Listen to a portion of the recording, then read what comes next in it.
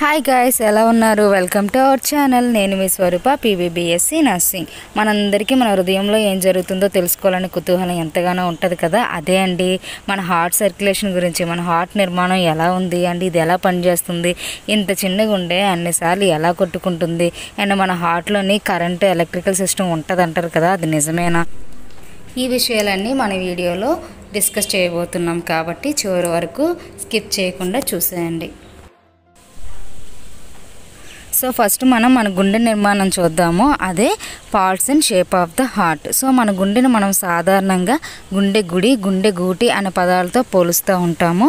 So ఆ పదాలనే base చేసుకొని, అంటే ఒక ఇంటి నిర్మాణాన్ని బేస్ చేసుకొని గుండె నిర్మాణం ఎలా ఉంటుందో అర్థం చేసుకోవడానికి ట్రై చేద్దాం.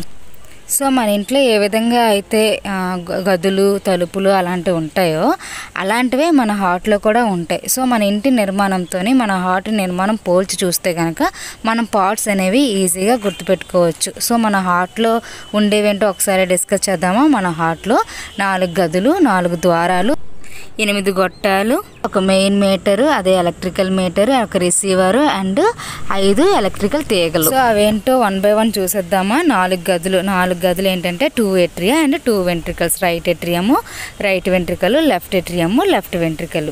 నెక్స్ట్ వచ్చేసి 4 ద్వారాలు. 4 ద్వారాల్లో ఫస్ట్ వన్ వచ్చేసి tricuspid valve between the right atrium and right ventricle. Next వచ్చేసి మిట్రల్ వాల్వ్, అదే bicuspid valve between the left atrium and left ventricle. Next వచ్చేసి aortic valve between the left ventricle and aorta. Next వచ్చేసి pulmonary valve between the right ventricle and pulmonary artery. Next 8 గొట్టాలు వచ్చేసి superior vena cava, inferior vena cava, pulmonary artery, aorta, 4 pulmonary veins. Main electrical meter వచ్చేసి SA node, receiver వచ్చేసి AV node, and current తీగలు వచ్చేసి internodal pathways and bundle of His and left bundle branch and right bundle branch and Purkinje fibres. So ఈ విధంగా మనం parts of the హార్ట్ని easy వేలో గుర్తుపెట్టుకోవచ్చు. నెక్స్ట్ వచ్చేసి shape of the heart shape ఎలా ఉంటుంది అంటే ఇది కోనికల్ షేప్లో ఉంటుంది. అండ్ దీంట్లో బేస్ అండ్ ఎపిక్స్ ఉంటుంది. అప్పర్ వచ్చేసి base of the heart, lower వచ్చేసి apex of the heart. So ఇప్పటి వరకు మనం పార్ట్స్ ఆఫ్ ద హార్ట్ని డిస్కస్ చేసాము. ఇప్పుడు మనం ఇది ఎలా పనిచేస్తుందో కూడా చూసేద్దాం. సో మనందరిలో కూడా నార్మల్గా హార్ట్ సర్క్యులేషన్ ఎలా ఉంటుందని అంటే మీరు డయాగ్రామ్ చూస్తూ నేను చెప్పేది వినడానికి ట్రై చేయండి, అప్పుడు ఇంకా బాగా మీకు అర్థమవుతుంది. సో స్టార్ట్ చేసేద్దామా. సుపీరియర్ వేనా కేవా అనేది అప్పర్ బాడీ పార్ట్స్లో ఉన్న డీఆక్సిజనేటెడ్ బ్లడ్, అంటే మన భాషలో చెడు రక్తాన్ని, అండ్ ఇన్ఫీరియర్ వేనా కేవా అనేది లోవర్ బాడీ పార్ట్స్లో ఉన్న చెడు రక్తాన్ని కలెక్ట్ చేసి రైట్ ఏట్రియంలోకి తీసుకెళ్తాయి. రైట్ ఏట్రియం నుంచి మనకి ట్రైకాస్పిడ్ వాల్వ్ ద్వారా మనకి రైట్ వెంట్రికల్లోకి బ్లడ్ అనేది పంప్ చేయబడుతుంది. సో రైట్ వెంట్రికల్లోంచి పల్మనరీ వాల్వ్ ద్వారా పల్మనరీ ఆర్టరీలోకి ఈ బ్లడ్ అనేది పంప్ చేయబడుతుంది. సో పల్మనరీ ఆర్టరీ నుంచి ఈ బ్లడ్ లంగ్స్లోకి పంప్ చేయబడుతుంది. లంగ్స్లోని డీఆక్సిజనేటెడ్ బ్లడ్, ఏదైతే చెడు రక్తాన్ని మనం ఇప్పటి వరకు క్యారీ చేసిందో ఆ చెడు రక్తం అనేది ఆక్సిజనేటెడ్ బ్లడ్గా, అంటే మంచి రక్తంగా కన్వర్ట్ చేయబడి పల్మనరీ వెయిన్స్ ద్వారా లెఫ్ట్ ఏట్రియంలోకి ఈ బ్లడ్ అనేది పంప్ చేయబడుతుంది. సో లెఫ్ట్ ఏట్రియం నుంచి మనకి ఈ బైకాస్పిడ్ వాల్వ్, ఏదైతే మిట్రల్ వాల్వ్ ఉందో దాని ద్వారా లెఫ్ట్ వెంట్రికల్లోకి పంప్ చేయబడి లెఫ్ట్ వెంట్రికల్ నుంచి అయోటిక్ వాల్వ్ ద్వారా అయోటాలోకి ఇది ప్రవేశిస్తుంది. సో అయోటాలోంచి మనకి అప్పర్ బాడీ పార్ట్స్కి అండ్ లోవర్ బాడీ పార్ట్స్ కూడా ఈ మంచి రక్తం అనేది డిస్ట్రిబ్యూట్ చేయబడుతుంది. సో మన రైట్ సైడ్ ఆఫ్ ది హార్ట్లోని చెడు రక్తం ఉంటుంది, లెఫ్ట్ సైడ్ ఆఫ్ ది హార్ట్లో మంచి రక్తం ఉంటుంది. ఈ చెడు రక్తం అనేది మంచి రక్తంగా ఎక్కడ మార్పు చేయబడుతుంది అని అంటే లంగ్స్లో మార్పు చేయబడుతుంది. సో ఈ మార్పు చేయబడిన రక్తం అంతా అయోటా ద్వారా మన అప్పర్ బాడీ పార్ట్స్కి, లోవర్ బాడీ పార్ట్స్కి కూడా సర్క్యులేట్ చేయబడుతుంది. సో ఇప్పటి వరకు మనం నార్మల్ హార్ట్ సర్క్యులేషన్ ఎలా జరుగుతుందో చూసాము. అయితే ఇప్పుడు మన గుండె కొట్టుకుంటుంది కదా, ఎలా కొట్టుకుంటుంది, ఈ లబ్డవ్ సౌండ్ అనేది ఎలా జనరేట్ అవుతుంది అన్న విషయాల్ని ఇప్పుడు డిస్కస్ చేసుకుందాము. అండ్ గుండె కొట్టుకున్నప్పుడు, అంటే కొట్టుకున్నప్పుడు ఏం జరుగుతుంది అంటే కాంట్రాక్షన్ రిలాక్సేషన్ అనేవి జరుగుతాయి. కాంట్రాక్షన్ అంటే ఏంటి? ముడుచుకోవడం. గుండె అనేది ముడుచుకున్నప్పుడు ఏం జరుగుతుంది అంటే హార్ట్లో ఉన్న బ్లడ్ అనేది పంప్ చేయబడుతుంది. సో హార్ట్ పంపింగ్ అంటే కాంట్రాక్షన్ స్టేజ్లో హార్ట్ పంపింగ్ జరుగుతుంది అనమాట. దీన్నే సిస్టోల్ అంటాం. అండ్ ఈ ముడుచుకున్న గుండె తెరుచుకున్నప్పుడు ఏం జరుగుతుంది అంటే తెరుచుకున్న స్టేజ్ని మనం రిలాక్సేషన్ అంటాము. సో తెరుచుకున్నప్పుడు గుండె అనేది బ్లడ్తో ఫిల్ చేయబడుతుంది. సో ఈ స్టేజ్ని మనం డయాస్టోల్ అంటాం. దెన్ హార్ట్ ముడుచుకున్నప్పుడు కాంట్రాక్ట్ అయినప్పుడు ఏం జరుగుతుంది? హార్ట్ పంపింగ్ జరుగుతుంది. ఈ స్టేజ్ని మనం సిస్టోల్ అంటాము. అండ్ హార్ట్ అనేది తెరుచుకున్నప్పుడు అంటే రిలాక్సేషన్ స్టేజ్లో ఉన్నప్పుడు ఏం జరుగుతుంది అంటే హార్ట్ అనేది బ్లడ్తో ఫిల్ అవుతుంది. ఈ స్టేజ్ని మనం డయాస్టోల్ అంటాం. సో బీపీ కూడా ఈ సిస్టోల్ డయాస్టోల్ ప్రెషర్తోనే మెజర్ చేస్తాం కదా. అయితే ఇప్పుడు ఈ లబ్డబ్ రిథమ్ అనేది ఈ హార్ట్ యొక్క ప్రెషర్ అనేది ఎలా జరుగుతుందని చూస్తే కనుక ఆల్రెడీ మనం స్టార్టింగ్లోని హార్ట్ యొక్క పార్ట్స్ చెప్పుకున్నాము. మనకి ఒక ఎలక్ట్రికల్ మీటర్ ఉంటుంది, మెయిన్ మీటరు, రిసీవర్ ఉంటాయి అండ్ కరెంట్ తీగలు ఉంటాయని. సో ఆ ఎలక్ట్రికల్ మెయిన్ మీటర్ అంటే pacemaker of the heart ఏంటంటే SA node.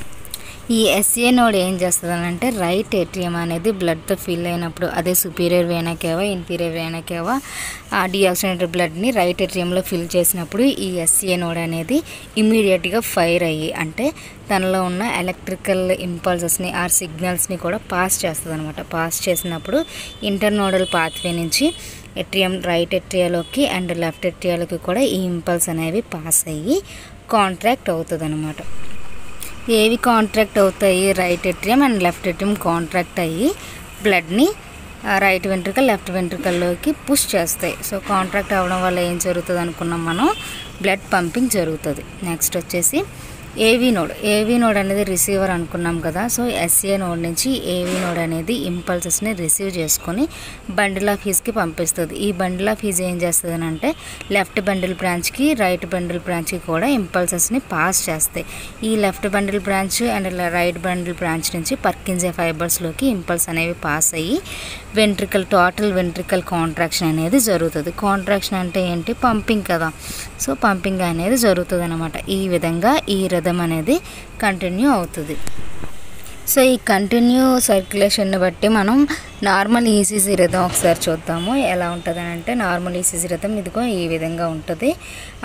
P wave and QRS complex, T wave ఉంటాయి. PR interval and QT interval, ST segment, PR segment అనేవి normal ఈసీజీలో ఉంటాయి. అయితే ఇందులో మనకి పీ వేవ్ అనేది దేన్ని రిప్రజెంట్ చేస్తుంది అంటే ఎట్రియల్ డీపోలరైజేషన్ అంటే ఎట్రియా కాంట్రాక్ట్ని ఇది రిప్రజెంట్ చేస్తుంది అనమాట పీ వేవ్ అనేది. నెక్స్ట్ వచ్చేసి క్యూఆర్ఎస్ కాంప్లెక్స్ అంటే దేన్ని రిప్రజెంట్ చేస్తుంది అంటే వెంట్రికులర్ డీపోలరైజేషన్ అంటే ఏంటి? కాంట్రాక్షన్ కదా. మనం కాంట్రాక్షన్ రిలాక్సేషన్ అంటే ఏంటో ముందు మనం డిస్కస్ చేసుకున్నాము. సో వెంట్రికులర్ కాంట్రాక్ట్ అయ్యే దాన్ని క్యూఆర్ఎస్ కాంప్లెక్స్ అనేది రిప్రజెంట్ చేస్తుంది. ఇది 3 వేవ్లతో రిప్రజెంట్ చేస్తుంది, QR and S wave. Next వచ్చేసి టీ వేవ్ అనేది వెంట్రికులర్ రీపోలరైజేషన్ని రిప్రజెంట్ చేస్తుంది. రీపోలరైజేషన్ అంటే రిలాక్సేషన్ అనమాట. సో నెక్స్ట్ వచ్చేసి మనకి సెగ్మెంట్స్ అండ్ ఇంటర్వెల్స్ కూడా రిథంలో ఉంటాయి. సెగ్మెంట్స్ అంటే flat lines between the waves మధ్యలో వచ్చే ఫ్లాట్ లైన్స్.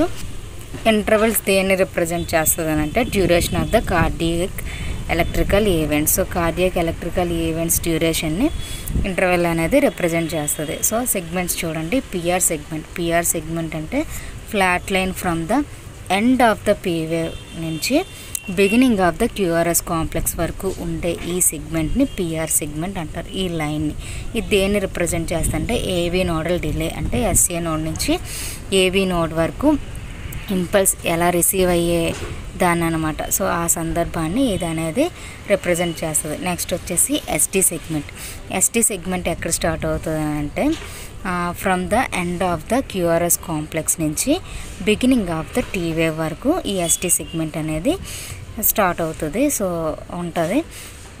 ఇదేని రిప్రజెంట్ చేస్తుంది అంటే early part of the ventricular repolarization అంటే వెంట్రికులర్ మయోకార్డియం ఇంకా డీపోలరైజ్డ్గా ఉన్నప్పుడే స్టార్టింగ్లో పైన వెంట్రికల్లోని స్టార్టింగ్ స్టేజ్లో జరిగే రీపోలరైజేషన్ని ఇది ఇండికేట్ చేస్తుంది అన్నమాట. నెక్స్ట్ వచ్చేసి ఇంటర్వెల్స్ అనేది ఆల్రెడీ మనం డిస్కస్ చేసాము. ఇది ఏం డిస్క్రైబ్ చేస్తుంది అని అంటే టైం డ్యూరేషన్ని. ఏ టైం డ్యూరేషన్ అంటే ఎలక్ట్రికల్ ఈవెంట్స్ యొక్క టైం డ్యూరేషన్ని ఇది రిప్రజెంట్ చేస్తుంది. సో ఇందులో ఇంటర్వెల్స్ వచ్చేసరికి PR interval, QRS interval, QT interval.